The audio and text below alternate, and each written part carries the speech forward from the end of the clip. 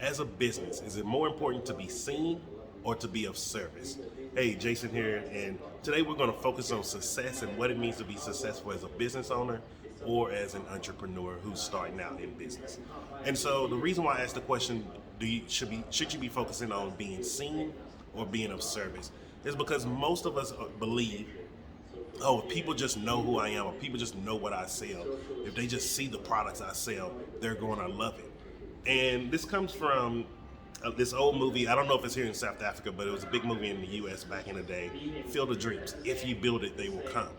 And people adopted that mentality of a movie, a fictional movie, and they use it towards business. And people think like, oh, I know my product is the best. All I got to do is get it out here, and people are going to just start coming. And that is so far from the truth of business. And it's sad because there's so many people going to school, going to university, spending all of this money learning about how to start a business or how to be a business manager, and they're not taught what it really means to run a business. And so think about all of the biggest businesses you see: Apple, Microsoft, Facebook, and let's go with Coca-Cola, those four. Biggest businesses, you see them all over the world. Let's add McDonald's in there too. McDonald's, because that's one you see all over the world. But most people think, oh, these businesses, because people see them, that's why they're buying. And that is so far from the truth. If you look at each of those businesses when they first started, no one knew their name. They had to become of service.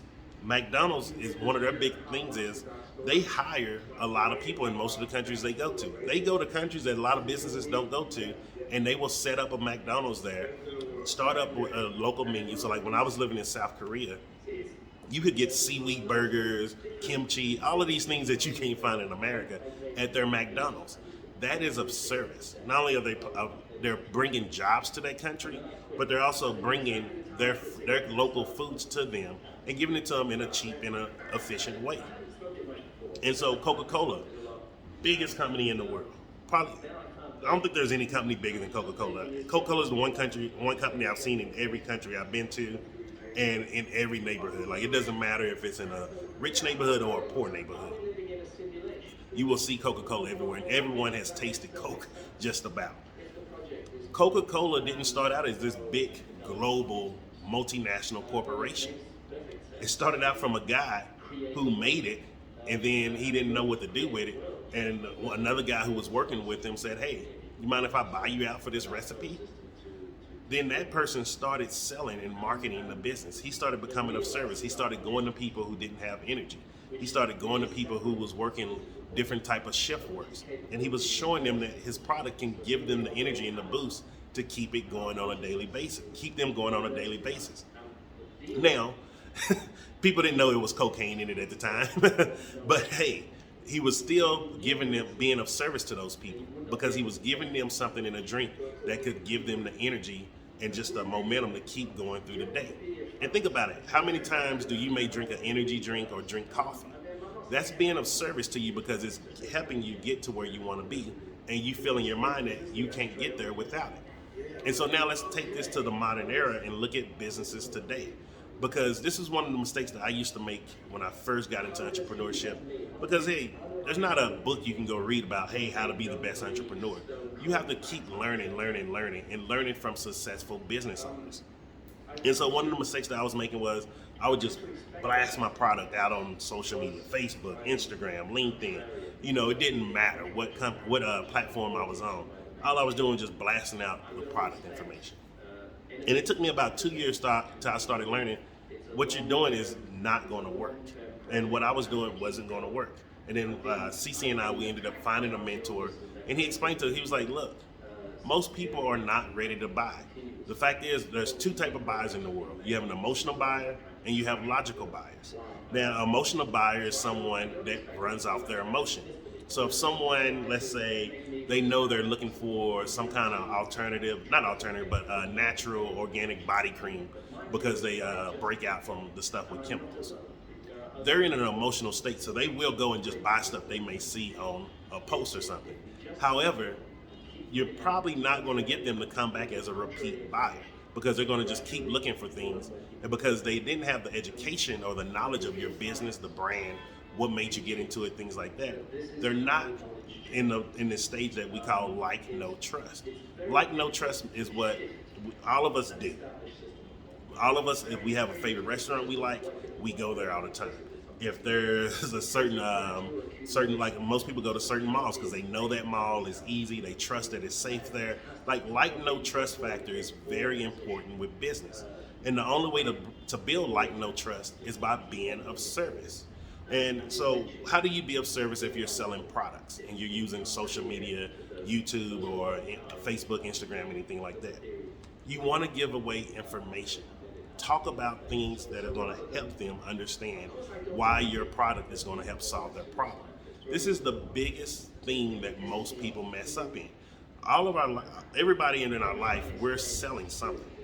Even if I go to a favorite vegan restaurant out here and I'm taking somebody with me, I'm selling them that this is going to be a great experience for them also, because it was a great experience for me. And because the person knows, and trusts me, they're willing to go with me. But if I go pick somebody off the street that doesn't know me, never talked to me, and I'm like, hey, let's go eat at this vegan restaurant, they're going to have a million questions. It's going to take a long time to get them to get the yes. And so think about it from a business perspective and just answer some of these very simple questions. Why did you make the product? Or why are you selling this product? What benefits do the product have towards people? If you're selling something that's organic, that's chemical free, there's a lot of people that need these products, because a lot of people, me included, I'm one of those people. I'm very hypoallergenic. If I get a soap or a body wash and it has certain chemicals in it, I will be itching all day long. Even when I wash clothes, well, not that I don't wash clothes anymore. The laundry service I use, I make sure that they know, hey, I cannot use detergent or softeners that have chemicals in it. So they have all natural products that they use. And I don't have to worry about itching and things like that. There's a lot of people that suffer from different things, but if they don't know what service you're providing them, they're not going to be willing to just cough up their money. It's not about being seen. It's all about being of service. And so, if you see some of the videos where I'm talking to shop owners and like that, I'm trying to pry them to, what is your product about? Be of service. People need to know about your product. Just saying, oh, I sell cannabis, or oh, I sell organic products, that doesn't mean anything. It means something to me because I use cannabis, I use organic products. But think about the next person out there. Think about you watching this. Does that mean anything to you? Does it put a clear picture in your head? What are cannabis products? What are organic products? What are natural products? Are they the same? What is chemical free? Most of us don't know what is in the stuff that we have and how it's causing problems that we need solutions for. And just to give you a prime example, back in the day, when I used to use just regular deodorant, I think what it was called, Right Guard or something, that stuff where they say, oh, it's made for a man. I had heavy metal poisoning. I went into saw a natural doctor, and he was like, hey, you got a heavy metal poisoning with aluminum. He was like, you might want to start being cautious of what you're using around your everyday household. And I was like, well, I don't use aluminum pots anymore. I had bought some expensive stainless steel. He was like, yeah, that's good and all, but check other things such as your deodorant, read some of the ingredients on some of the stuff you're using on a daily basis. And so I checked my deodorant, and one of the things that stop you from sweating is they put aluminum in there. And so I didn't know this in the beginning. And after I started reading up on it, I stopped using aluminum deodorant, started making my own deodorant at that time. And when I started making my own, about after a month, literally it felt like metal shavings were coming out of my arm. My body was just pushing it out. And it shocked me because I was like, whoa, I didn't even know I was putting this in my body. From that day on, I've always been using natural homeopath doctors. This is what people don't get is because that doctor was of such service to me, he changed the course of my life to where I stopped using modern AMA certified doctors that teach the basic stuff of, oh, try to eat healthy, eat a balanced diet, oh, do this. Because those things don't mean nothing if you have a very specific issue that you need solved. And because he was of service to me, it made me start knowing, and trusting all types of homeopathic and natural doctors. And so think about it, even if you're watching my videos, what make you know, and trust me? There's people who ask me questions about health and things like that. It's because I'm being of service. This is why this channel here is just my charity channel. It's all about giving away any information that I have. And if you may have noticed, I don't even talk about any of the business opportunities I have. I don't talk about any of the products that I sell through America. I don't even talk about my microdose line that's here in South Africa, or the one that's in that we have in America, because that is not what this channel is for. It's not here to let you see the products that I have. It's here to educate you around happiness, health, and wealth. And it's being of service. And by being of service, you'll be shocked how many people hit me off over here and be like, hey, can I try some of your microdose products? What can I expect? And this is how you start building your brand, because you're not building a business, you're building a brand. Coca-Cola isn't a business, it's a multinational brand. It's an international brand. It's a global brand. Apple is not a business, it is an international brand. Not say Coca-Cola, but McDonald's, Burger King, KFC, all of these are just a few brands.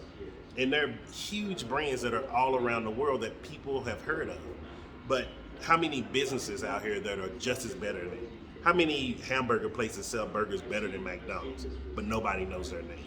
It's because they're not being of service. And so if you're getting into entrepreneurship, or if you are an entrepreneur or a business owner, focus on being of service and see how that actually, one, it gets you more customers, but two, you start getting more customer retention where people are coming back wanting to buy your products month after month. So I hope this gave you some value. Short video, just wanted to hit you just with the straight facts today, and have a great day, and I'll see you tomorrow.